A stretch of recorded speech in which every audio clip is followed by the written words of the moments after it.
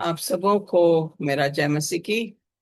It's a privilege again that I can come here and join with my YouTube channel viewers. So thankful that I am getting good response for the videos that I am putting here with the help of God and the Holy Spirit. बहुत धन्यवाद करती हूँ कि मेरे जो viewers हैं, audience है, जो अप्रिशिएट कर रही है मेरे इन मैसेजेस को और दूसरों के साथ साझा भी कर रही है। आप लोगों का धन्यवाद हो। ईश्वर आपको आशीष दे। आइए हम अगले अध्ययन में जाने से पहले छोटी सी प्रार्थना करेंगे। Our Father in heaven, once again it's a privilege that you have given me that I can come back to my YouTube channel and present a message so that people will be able to hear and prepare themselves for the great day that you are going to come and take us home. Bless us as we go through this sermon. For we ask this with blessings in Jesus' name. Amen. बड़ा अच्छा है कि हम यहाँ पे आ सकते हैं। आज का मेरा जो संदेश है वो मैंने मलाकी की पुस्तक से लिया है और हम देखते हैं कि मलाकी की पुस्तक जो है उसके ज्यादा लोग जो है इसको नहीं बताते हैं कि मलाकी कौन था। Many people, very few people talk about the book of Malachi and the prophet Malachi. So when we look at this particular topic on Malachi, he is considered as one of the minor prophets. उसको जो है minor prophets में consider किया गया है और वो दो तरह के prophets हैं। We have major prophets like Isaiah, Daniel, Jeremiah, and so on. We have minor prophets like Nahum, Amos, Zephaniah, and Malachi, and so on. So we have, it's not that when we have the minor prophets, they are equally important like major prophets. They have the same powerful message which we learn from the major prophets in their books. Minor prophets और major prophets दोनों के ही संदेश बहुत ही जरूरी हैं, बहुत ही शक्तिशाली हैं, बहुत ही प्रभावशील हैं और इसलिए हमें ये नहीं सोचना चाहिए कि मेजर प्रॉफिट्स का जो मैसेज है वो ज्यादा इम्पोर्टेंट है। माइनर प्रॉफिट्स का भी मैसेज उतना ही इम्पोर्टेंट है जितना कि मेजर प्रॉफिट्स का है। मलाकी के बारे में बहुत ज्यादा तो पता नहीं लगा है। आइए अपने स्लाइड्स में जाएंगे और देखेंगे कि ये हमें क्या पता लग रहा मलाकी के बारे में। We'll know what kind of man was Malachi, and when we see him, he is the person who has written the book of Malachi or Malachi. So when we look at here, he is last of the prophets, and from Malachi, there was only John the Baptist, and there was a big gap of period.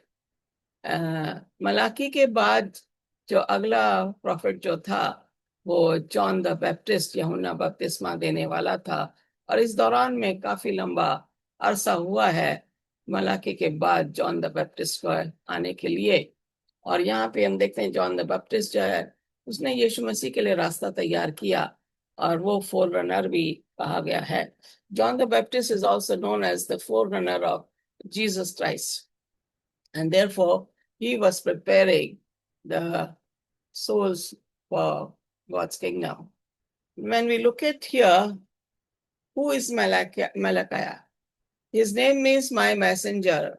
Malaki का मतलब है मेरा संदेशवाहक. He is not mentioned anywhere else in the Old Testament. उसको पुराने नियम में कहीं भी उसका जिक्र नहीं हुआ है. He was the last of the writing prophets, but wrote nothing about himself. वो लिखने वाला था, उसने मलाकी की पुस्तक लिखी, लेकिन अपने बारे में उसने कुछ भी नहीं लिखा। उसने यहूदा के बारे में और लोगों के बारे में लिखा है, लेकिन अपने बारे में कुछ नहीं लिखा है, इसलिए हमें मलाकी का ज्यादा मालूम नहीं है। we don't have any information about Malachi because he has not written anything about himself. So therefore, we don't know much about him. But then we only know that he has written the book of Malachi. Jewish tradition identifies him as a member of the great synagogue that collected and preserved the scriptures. यहूदी rituals के मुताबिक, traditions के मुताबिक लोग उसको ये जानते हैं कि वो हैकल में, सिनेगॉग में जो था, जो स्क्रिप्चर्स जो थी उनको प्रिजर्व करता था, संभाल के रखता था, ये उसका काम था। उसके साथ साथ वो एक नबी भी था। Looking solely at internal evidence, the date of the prophecy points to the late 5th century BC. अगर हम ऐतिहासिक तौर पे हम जाएंगे हिस्टोरिकल बैकग्राउंड में, तो हम देखेंगे उसका जिक्र जो है 5वीं सदी में बीसी में करा गया था। Most likely during the Nehemiah's return to Persia. जब नेहमाया जब पर्शिया में आया 433 से 424 बीसी के बीच में, इसी बीच में मलाकी का भी जिक्र हुआ है। Malachi was the last prophet Judah heard until John the Baptist came and the prophecy of Malachi 3:1 was fulfilled. जो कहते हैं कि प्रोफेसी 3:1 में जो बताया गया कि इलाइजा को भेजा जाएगा, उसको जॉन द बैप्टिस्ट जो है वो उसको पूरा करता है। तो यहाँ पे मलाकी के बाद Malachi, after Malachi, we only hear of John the Baptist as known as the Elijah being sent. When we look at here, he is the contemporaries of possibly of Nehemiah and Ezra. और यहाँ पे आगे हम देखेंगे कि क्या हम इस पुस्तक में सीखेंगे। मलाकी के पुस्तक में there are some examples of disputation and we will see those disputation one by one. कुछ मतभेद हैं जो कि मलाकी के पुस्तक में मलाकी ने बयान किया है, और ये बड़े अलग ही ढंग से इसमें प्रचार हुआ है। हम यहाँ देखें, I have always loved you. परमेश्वर कहता है कि मैं तुम्हें हमेशा प्यार करता आया हूँ। लोगों का सवाल है कि तुमने हमें, परमेश्वर से पूछते हैं कि आपने हमें कैसे प्यार किया। How have you loved us? That was a question put up by the people of Judah. God's explanation, परमेश्वर अपना गवाही देता है कि I showed you my love, मैंने तुम्हें अपना प्यार दिखाया। When I saved you from your enemies, मैंने तुम्हें दुश्मन से बचाया। I will remain opposed to evil, और मैं बुराई के खिलाफ हूँ। You will see and honor my great work in the world. आप मेरे कामों को देखेंगे और आप उनकी इज्जत करेंगे। तो यहाँ पे हम देख रहे हैं कि कह रहा है I have always loved you, I saved you. अगर हम देखें इजरायलियों को जब दुश्मन से लड़ाई होती थी, अमालेकाइट से, एमोनाइट से, तो परमेश्वर जो है उनकी ढाल बन के आता था और उनको विजय दिलाता था। तो इस तरीके से हम देखते हैं कि हमेशा परमेश्वर, God was always saving them.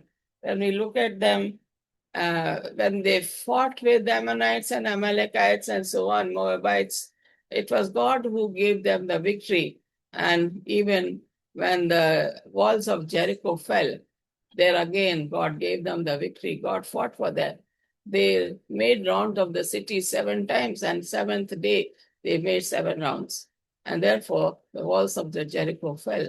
That is how God shows how he loves us. वो हमें दिखा रहा है कि यरीहो के बाद दीवारों को गिरा के कि उसने हमारी लड़ाई जीती हमारे लिए। वो हमारी सहायता करता है, हमसे प्यार करता है। This is what God is trying to tell his people, the people of Judah. I have loved you, I have always loved you, says the Lord. परमेश्वर कहता मैं हमेशा तुमसे प्रेम करता हूँ। यहोवा ने कहा लोगों मैं तुमसे प्रेम करता हूँ, किंतु तुमने कहा कैसे पता चले कि तू हमसे प्रेम करता है। यहोवा ने कहा एसाव याकूब का भाई था, ठीक, किंतु मैंने याकूब को चुना और मैंने एसाव को स्वीकार नहीं किया। मैंने एसाव के पहाड़ी प्रदेश को नष्ट किया, एसाव का देश नष्ट किया गया, अब वहां केवल जंगली कुत्ते रहते हैं। God doesn't like evil, and therefore when he says here, he chose Jacob in place of Esau. If Esau was good, he would have chosen him also. When we look at here, God chose Abel, he did not choose Cain, and therefore he doesn't like evil. So here When he chose Jacob, Esau's whole country was destroyed. Now there are only dogs, wild dogs staying there, roaming in that area. So this is how God says, I have always loved you. मैं हमेशा तुम्हें प्यार करता आ रहा हूं और तुम्हारी मैंने सुरक्षा की है। मलाकी 1 पहला अध्याय 6 से 14 में लिखा हुआ है, if a son honors his father and a servant his master, why won't you honor me? परमेश्वर कह रहा है, जब एक बाप एक पिता की इज्जत उसका बेटा करता है और नौकर अपने मास्टर की इज्जत करता है, तो तुम क्यों नहीं मेरी इज्जत करोगे?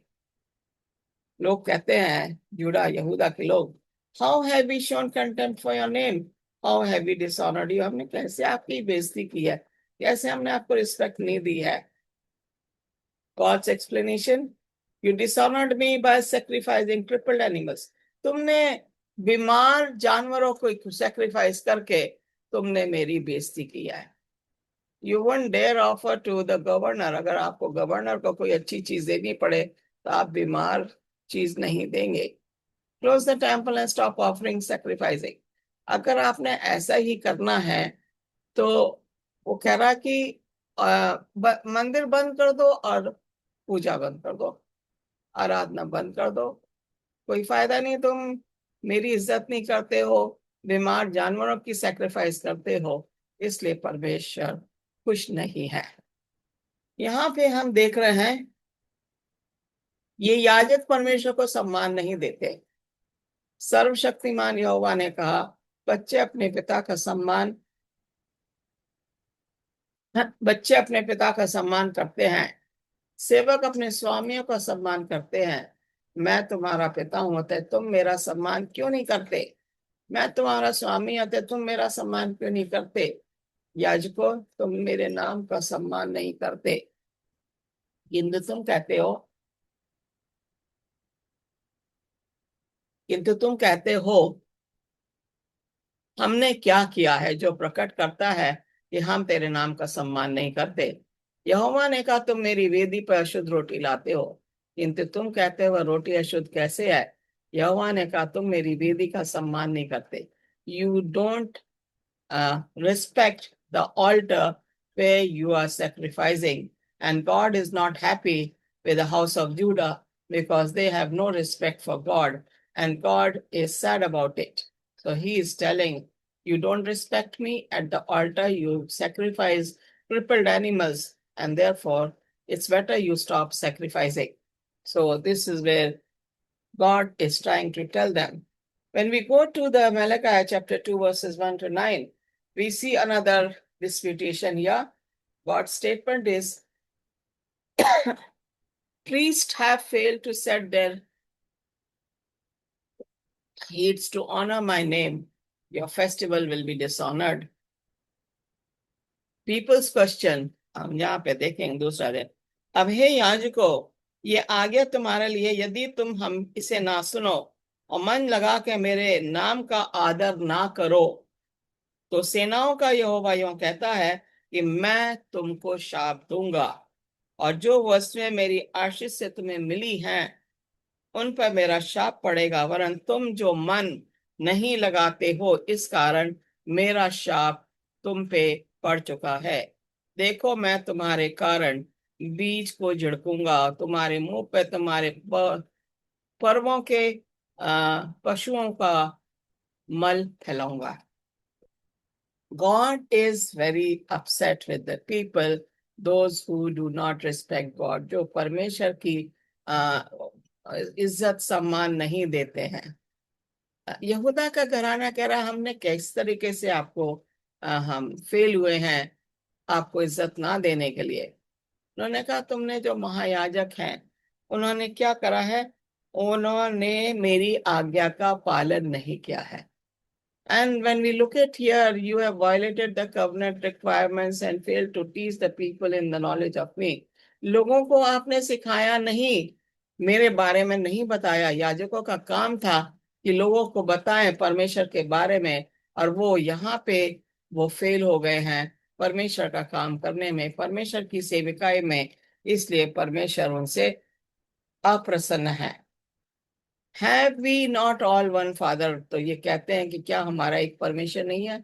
Did not one God create us? Why do we profane the covenant of our fathers by breaking faith with one another? So when we look at here, I will read verses 2, 10 to 16. I'll read few verses. क्या हम सबों का एक ही पिता नहीं? क्या हमारा एक ही पिता नहीं? क्या एक ही परमेश्वर ने हमको उत्पन्न नहीं किया? We are born, God has brought us to this world. And then it says, हम क्यों एक दूसरे से विश्वासघात करके अपने पूर्वजों की वाचा को तोड़ देते हैं? Why do we break the covenant with God? And this is what यहूदा ने विश्वासघात किया है. The house of Judah has desecrated the sanctuary, and the Lord loves the sanctuary, जो हैकल, जो परमेश्वर का घर है, यहूदा ने उसको भ्रष्ट कर दिया है. By marrying the daughter of a foreign god. यहाँ पे marrying the daughter of a foreign god का मतलब है कि बुत परस्ती में जाना, परमेश्वर से दूर होना. That is what it means, marrying the daughter of a foreign god. By going into worldly deities and gods and goddesses, by mingling with the worldly people, they have rejected God and therefore broken the covenant which God had made with them. So this is why God is very upset about the whole thing. So when we look at here,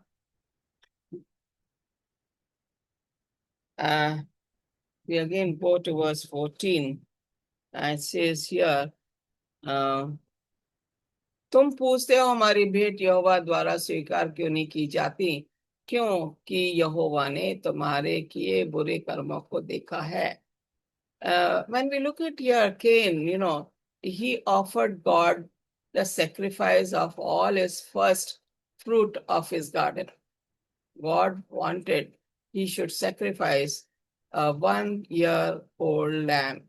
He didn't do that because the sacrifice has to do with the blood of Jesus Christ, and the lamb represents Jesus Christ. So see, he rejected the offering of Cain. Now, when we go into the evil deeds, God doesn't like it. ये कह रहा है तुम्हारे किए कामों को देखा. He has seen the bad deeds of the house of Judah. परमेश्वर चाहता है कि पति पत्नी एक शरीर और एक आत्मा हो जाएं, क्यों? जिसमें उनके बच्चे पवित्र हों. Now, if a husband and wife are getting married, and husband has to be true to his wife and wife has to be true to her husband, and therefore the children born out of their wedlock are also pure, belonging to the family. This is what God wants us. When we look at here, according to the biblical symbol, Christ is the head of the church, and the members are the bride of the Christ. Christ is the bridegroom, and church members are the bride. And therefore, when we go away from the teachings of God and go into worldly things, evil deeds we commit, God is not happy. We are deceiving the church. We are deceiving the true meaning of like husband and wife. If they are not true, they are cheating each other. जब एक इस्राएल का परमेश्वर यहोवा कहता है मैं विवाह विच्छेद से घृणा करता हूँ, I hate divorce. This is what God says. And therefore, so be careful, don't be unfaithful to the wife you married when you were young. जिस पत्नी से आपने प्यार किया और उसको आपने जो है उससे आप धोखा दे रहे हो, और परमेश्वर को जो डिवोर्स है, जो तलाक है, उससे सख्त नफरत है. मैं पुरुषों के क्रूर कामों से घृणा करता हूँ. Those who are doing evil deeds God doesn't like. अतः अपनी आत्मिक एकता की सुरक्षा करो. You should be very careful. Don't be unfaithful to your wife and to your children. And this is what God wants us to be. So when we look at here all these things, God is talking to us through the book of Malachi. And when we go to Malachi chapter 2, verses 17, it says, You have tired the Lord with your words. परमेश्वर को आपने अपने शब्दों से जो है क्या करा है? दुखी किया है. तुम लोगों ने अपनी बातों से यहोवा को उकता दिया. परमेश्वर उकता गया है, एंड देन यू से, तो अभी पूछते हो, यहूदा का घराना पूछता है, हम में से किस बात में हमने उसे उकता दिया? How have we tired him, हमने कैसे उसके उकता दिया? हम कैसे कर सकते हैं? यहूदा के घराना बोल रहा है। और फिर परमेश्वर कहता है कि तुम कहते हो कि the Lord thinks anyone who does evil is good and he is pleased with them. I read in Hindi से, इससे कि तुम कहते जो कोई बुरा करता है वह यहोवा की दृष्टि में अच्छा लगता है। तुम ऐसे कैसे यहोवा के बारे में कह सकते हो कि मुझे बुरी चीजें अच्छी लगती है, इसलिए तुमने मुझे वो कर उकता दिया है। और ये ऐसे लोगों से प्रसन्न रहता। I am never happy with the evil doers, जो बुराई की ओर जाते हैं, मुझे उनसे प्रशंसा खुशी नहीं है, मुझे ऐसी चीजों से नफरत है। और तुम फिर भी कहते हो कि हमने कैसे आपको उकता दिया। और ऐसे लोगों से प्रसन्न रहता है यह कि न्याय परमेश्वर कहाँ है? Where is the God who is fair? आप ही लोग कहते हैं कि परमेश्वर न्याय करने वाला, वो कहाँ पर है? These people admit the prosperity of the wicked, ये जो लोग थे, यहूदा के लोग थे, जो विकेट लोग थे, दुष्ट लोग से, उनकी जलन, उनकी धन दौलत से, उनके आगे बढ़ने से इन लोग को जलन हो जाती थी। और फिर वो जो है सोचते थे कि परमेश्वर इनको ये कहते हैं दुष्ट लोग प्रोग्रेस करते हैं, तो परमेश्वर इनको दुष्ट लोगों को आगे बढ़ने दे रहा है, ये प्रोग्रेस कर रहे हैं, इसलिए परमेश्वर जो है इनको अच्छा समझता है। कह रहा तुमने ये कैसे फैला दिया? I don't like evil people, people who do evil, I am giving them the chance to repent. No doubt wicked are prospering, but you don't have to be jealous of them. I'm giving them chance to repent so that they will come back, but they're not coming back. So why have you said that I like evil? आपने कैसे बोला कि मुझे बुराई पसंद है? मुझे बुरे लोग बिल्कुल अच्छे नहीं लगते हैं। आपको सच बोलना चाहिए था लोगों को, लेकिन आपने लोगों को गलत बोल के उनको भड़का दिया। यहाँ पे कह रहे हैं न्याय का विशेष समय तुमने गलत शिक्षा दी, और उन गलत शिक्षाओं ने यहोवा को बहुत अधिक दुखी किया। तुमने ये शिक्षा दी कि परमेश्वर उन्हें पसंद करता है जो बुरे काम करते हैं। तुमने कहा कि परमेश्वर उन्हें अच्छे लोग समझता है, और तुमने ये शिक्षा दी कि परमेश्वर लोगों को बुरा काम करने के लिए दंड नहीं देता। You have given the teachings to the people that the God is not punishing the people who do wicked things. This is the wrong teachings you have given to the people, and therefore God is very upset with the house of Judah. परमेश्वर बहुत दुखी है कि जब इन्होंने गलत teaching लोगों को सिखाई है। आगे जाएंगे मलाकी 3 से अध्याय में 6 से 12 में, मलाकिया 3 verses 6 to 12, we go there and we see the statement by God.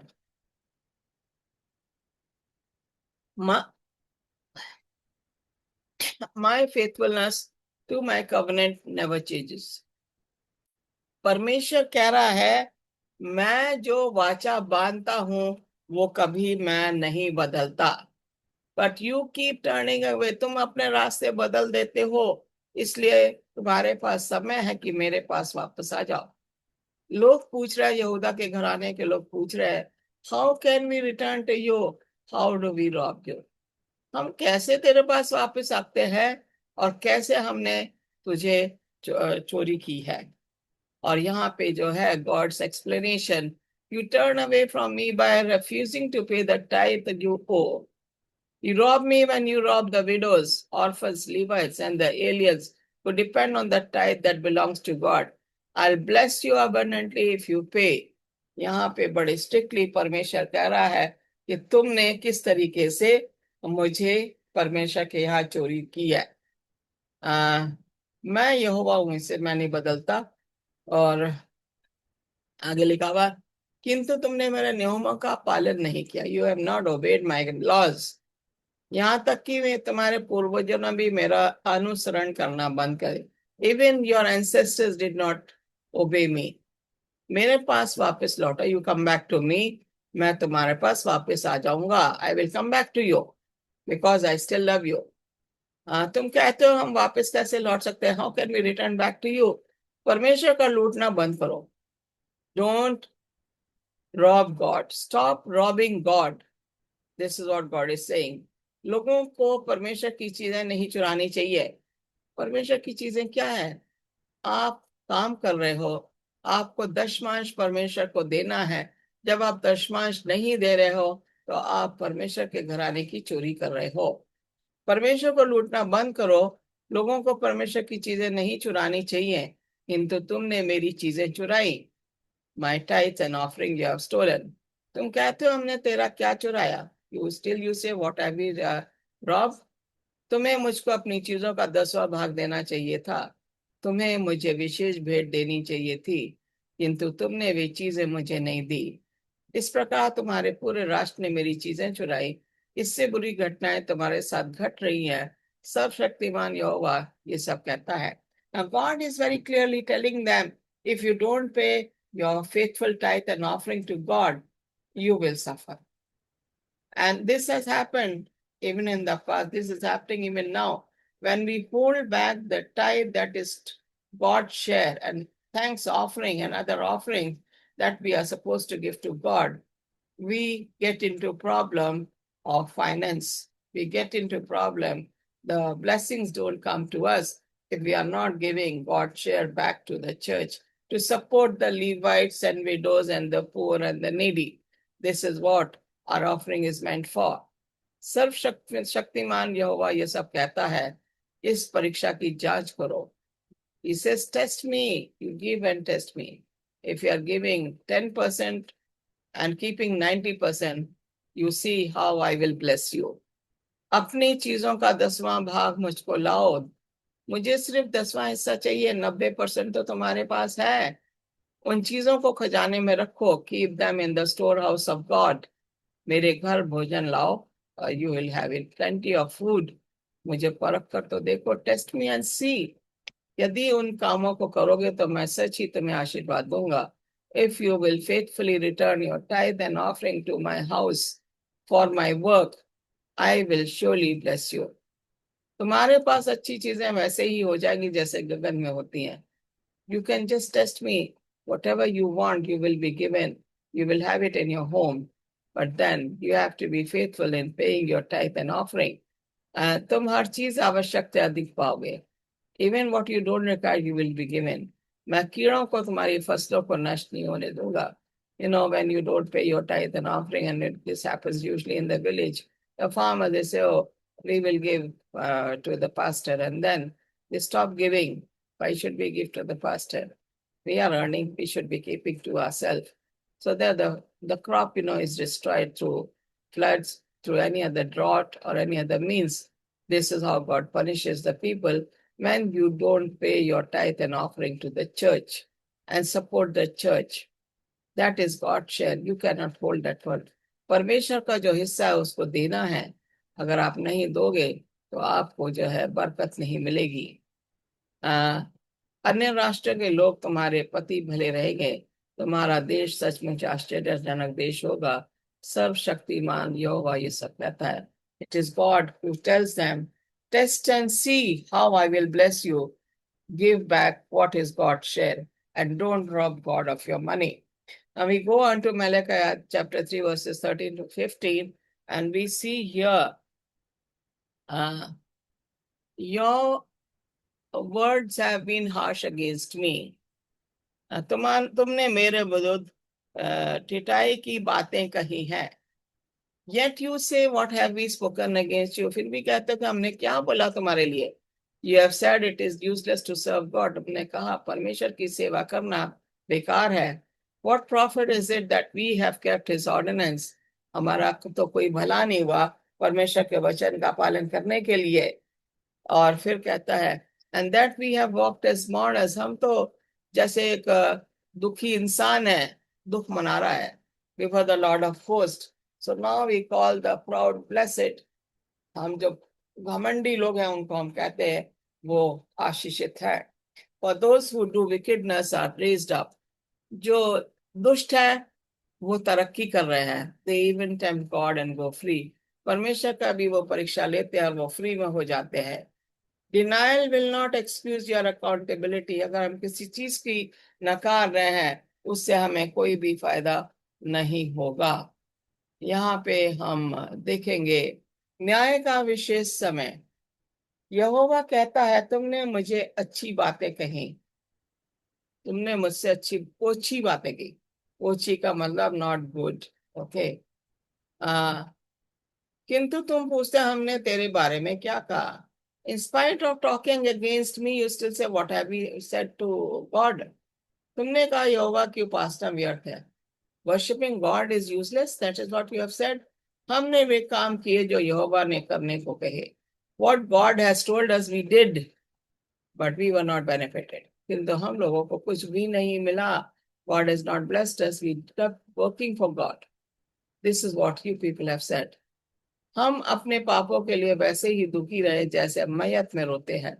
हम हम दुखी रहे हैं, ये तुम्हारा कहना है। और किंतु इससे कुछ काम नहीं निकला, हमारा कोई फायदा नहीं हुआ। हम समझते रहे कि गर्वीले लोग सुखी रहते हैं। We kept thinking the proud and arrogant are always happy. दुष्ट लोग सफल रहते हैं, विकेट्स आर प्रॉस्परिंग। वे परमेश्वर की धैर्य की परीक्षा करने के लिए बुरे काम करते हैं। The wicked people, they want to test God and do wicked things. परमेश्वर उन्हें दंड नहीं देता। वो कहते हैं कि परमेश्वर उन्हें सजा नहीं दे रहा है। जब ऐसा होता है, परमेश्वर को आप देख सकते हैं कि कितना मलाकी पुस्तक में लिख रहा है कि हम लोग किस तरीके के लोग हैं। ओछी बातें करते हैं। We talk bad about God and we don't consider his laws that he has given. We don't obey them. We try to look at the people who are wicked. We think God is not punishing them, they are progressing. But that is our thinking, not God's thinking. God has given them time to repent. And if they repent, they will be saved. If they don't repent, they will be punished. This is what God has been doing.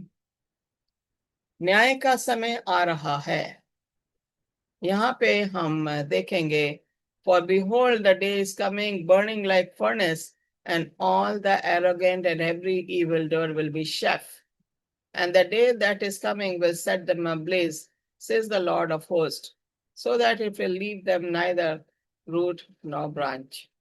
But for you who fear my name, the Son of Righteousness will rise with healing in its wing, and you will go forth and skip about like calves from the stall. न्याय का समय आ रहा है. The day of the Lord is coming when Jesus is going to come and take us home. And there are two kinds of people when we look at here, four words. The people who are wicked people, they will be burning in the fiery furnace.